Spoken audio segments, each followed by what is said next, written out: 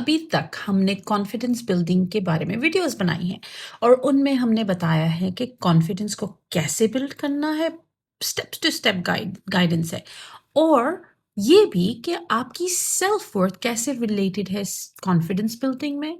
تو کیا آپ نے وہ ساری ویڈیوز دیکھی ہیں؟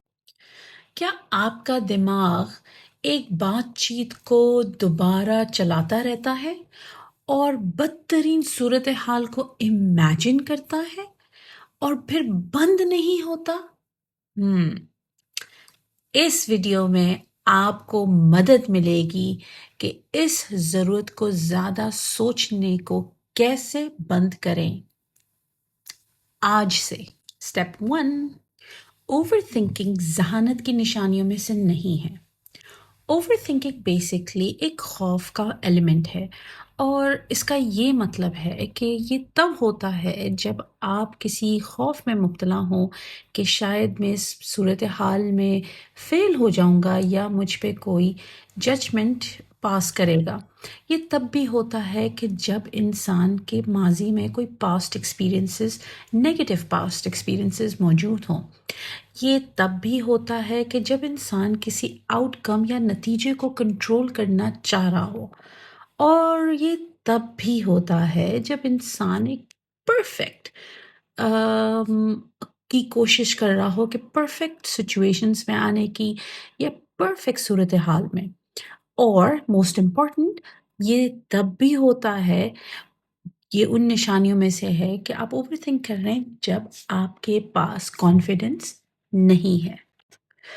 اس پیٹرن کو نیم کریں، ایک نام دیں. مثال کے طور پہ دیکھیں کہ یہ اوور تھنکنگ کب آتی ہے. جب آپ ماضی کے بارے میں سوچتے ہیں، یا آپ ہارنے کے بارے میں سوچتے ہیں، یا آپ کو کسی نتیجے کے اوپر کنٹرول کرنا ہو تب سوچتے ہیں. تو سب سے پہلے نام دیں، اور ریممبر کہ جو آگاہی ہے، یعنی آپ جو نام دے رہے ہیں اس سے آپ کو آگاہی پیدا ہوگی، یہ سب سے پہلی رکاوٹ ہے.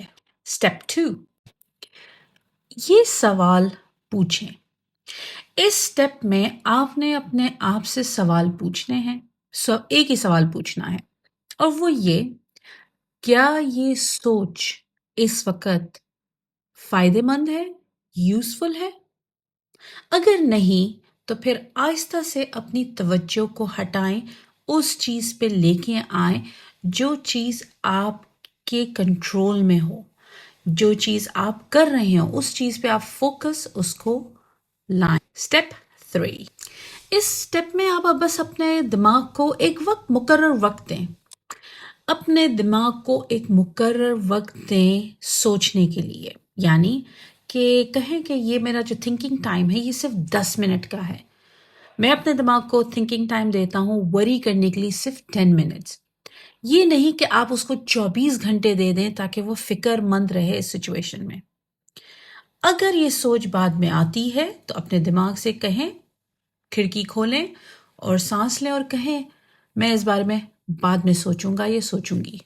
اسٹیپ 4، اس اسٹیپ میں move your body. Now over thinking basically آپ کو اسٹل ماحول میں، اسٹلنس میں زیادہ ہوتی ہے.